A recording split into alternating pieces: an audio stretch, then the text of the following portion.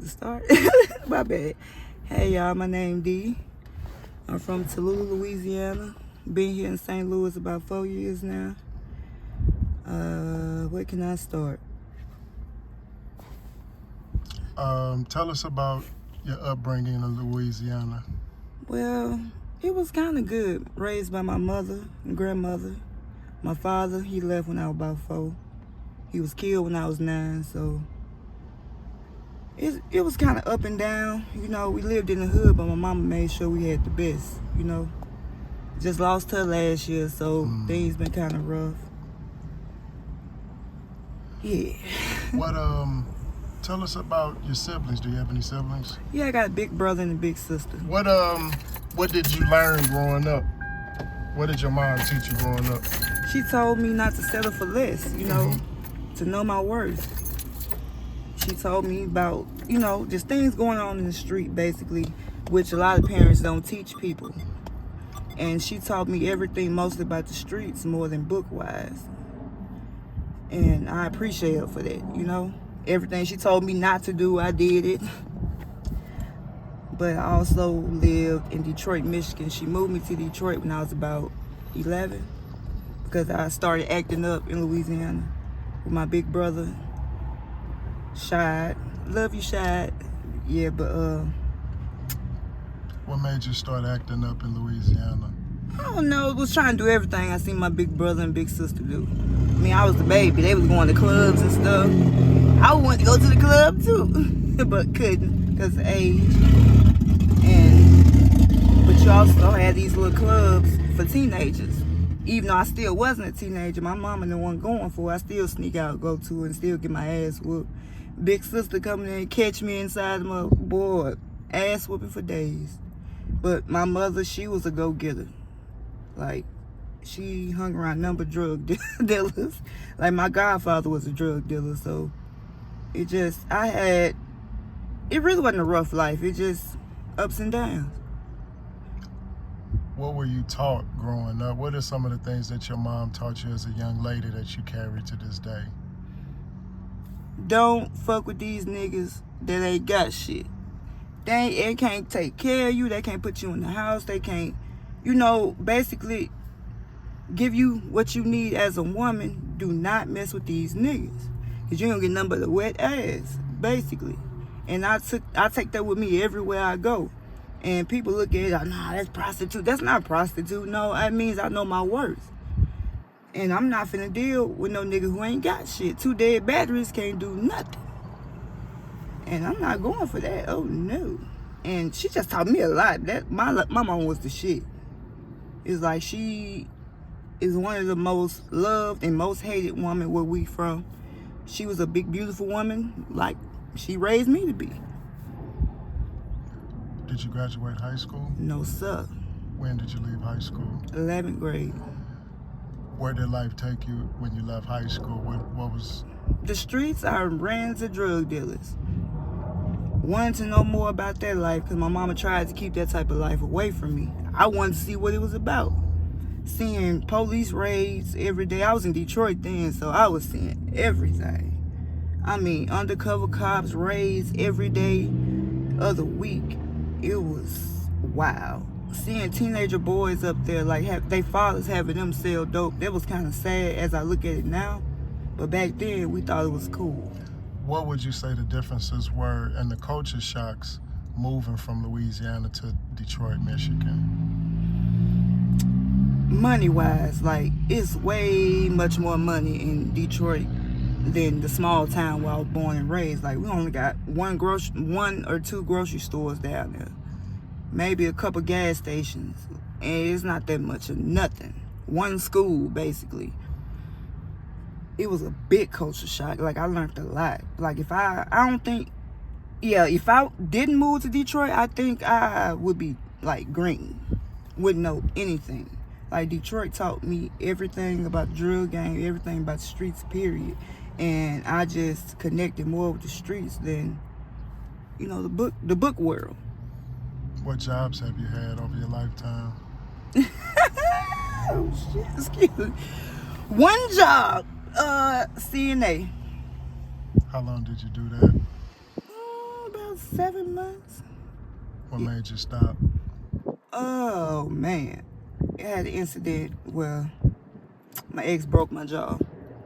So that took a lot. Like I ended up getting a metal plate in my jaw. The metal plate ended up getting infected. So that was one of the reasons why I had to stop working, because I had to be in the hospital for almost a month. Like the infection was so bad, like I almost died. So they put a brace in my face.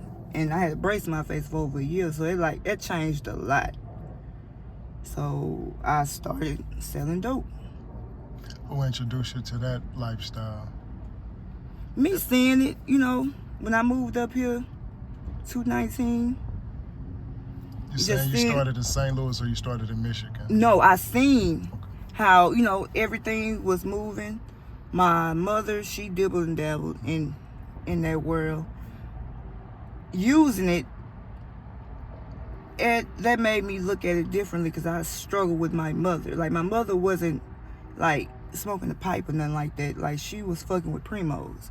But you couldn't tell that she was doing it. But when she moved to Detroit, that's like a whole different ball game. Like, that shit pure over there. And she went through something where we lost everything.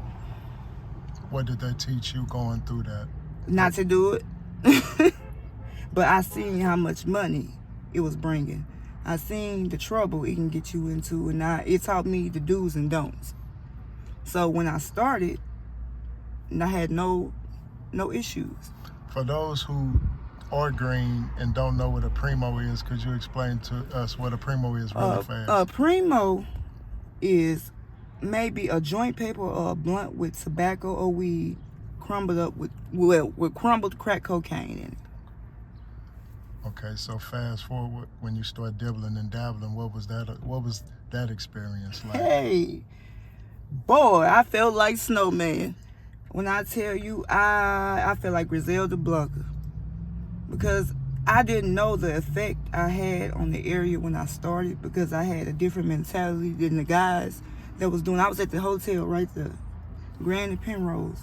Like, a lot of people can solidify what I'm saying. Like, no man around here that was raised here did what I did. Like, I turned the whole hood up. Like, I made thousands and thousands and thousands and thousands of dollars, like, by myself. Like, looking at a hotel bed full of money, that's just an accomplishment for me. But I wish I would have known what I know now. I would have did a lot of better choices, like saving and things like that. What was a typical day like for you? Like, take us back to when you were dibbling and dabbling. What was a typical day like for Miss D? I was making almost $7,000-8,000 a day, going through 3-4 zips of cocaine. That was a day for me. Like, no rest. It was stressful too at the same time, because you gotta look and see who trying to kill you, rob you. Police, and I'm by myself. I ain't got no people here. I ain't got nobody that I can really trust, because the person who I was getting it from, I couldn't trust, because he started hating on me. How was it navigating as a female, like, in basically a male-dominated underworld? How was that like for you? Like, it was normal to me, because I was like this before I started selling dope. Like, I carry myself in a different way. I stand on morals and respect. And I feel like nobody's like me. I'm rare breed. Like, I never been in police radar. Like, I never been in jail a day in my life. Don't know what a cell look like. I don't fuck with police. I can't stand them. Through past relationships, things I went through with them. So I feel like I'm the shit, basically. Did you grow up in church? I can say that. Yeah, I was in mime, spiritual dancing, choir. Like, I did everything. Mm-hmm. But while I was doing that, me and my friends was also smoking weed, trying to see what's on the streets also. But it was great. It was a great experience. I spent a lot of time in church in my teenage years.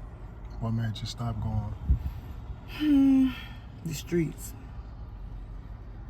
What made you? What caused your operation? What disrupted your operation at the hotel or the motel? Oh man, introducing it to people who moved to the hotel, who was also trying to do the same thing. That was my mistake, because they never seen that type of money before. It turned into like the Carter on New Jack City, so it just like basically messed up everything. They to the point where when the feds came through and raided the whole hotel, that was over with. Like, it was through. And it still bothers me to this day, because before all of that, like, it was still dope selling at the hotel, but when I started, it was like a big because everybody was trying to compete with everyone, you know? I've been through a lot. A person tried to rob me, and he was dead before 2 o'clock that afternoon. So, like, I didn't do it. It just, all the love I showed to everybody. Hey, what can I say? So what? After that was over, then what was the next move? Surviving. Like, I'm very smart, like, book-wise, street-wise. Like, I can get money out of anything. But it just, basically, the trauma I went through in my 20s, I lost my 4-year-old son in Louisiana. He went in my bedroom, found my gun, and shot himself. So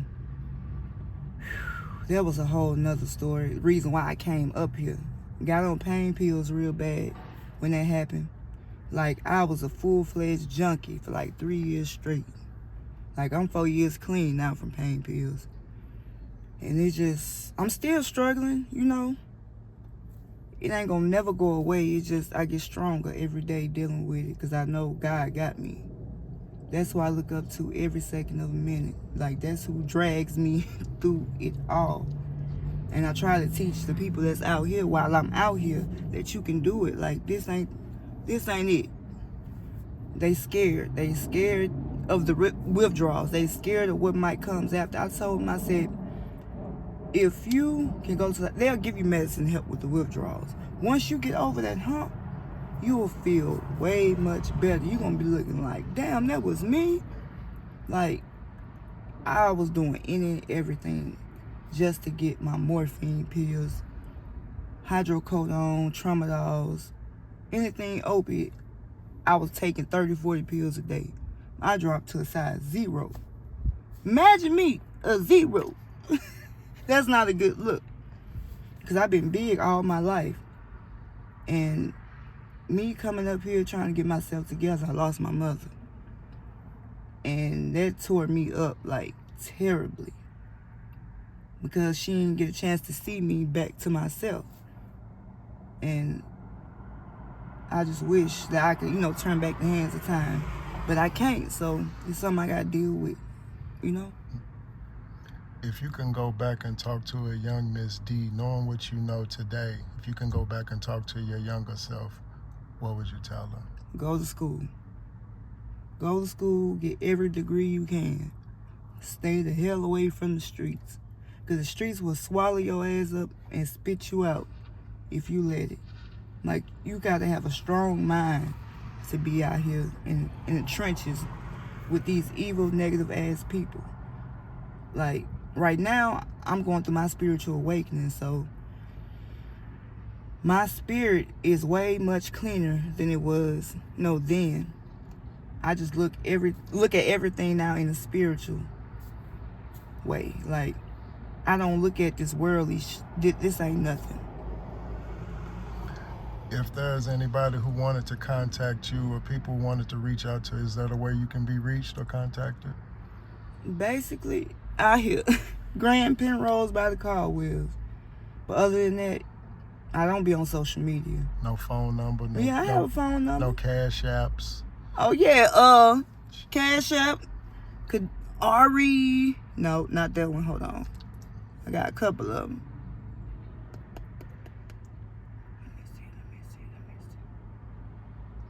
Khadijah Hayes. KHADIJAH. Last name Hayes, Hayes. You will see a ARIIGLOSS1. That's me. Cash App. If there's anybody looking for you, wondering if you're okay, now's the time you can say it in closing, Miss D. Well, I just want everybody to pray for me. Pray that I get spiritually stronger, and I pray for you all. You know, time is ticking, everybody. Start praying more, cleanse your spirit, and stay away from the evil, negative-ass people. And I promise you, life will go way much smoother. Y'all take it easy now. We appreciate you, Miss D. Thank you. All right, you're welcome.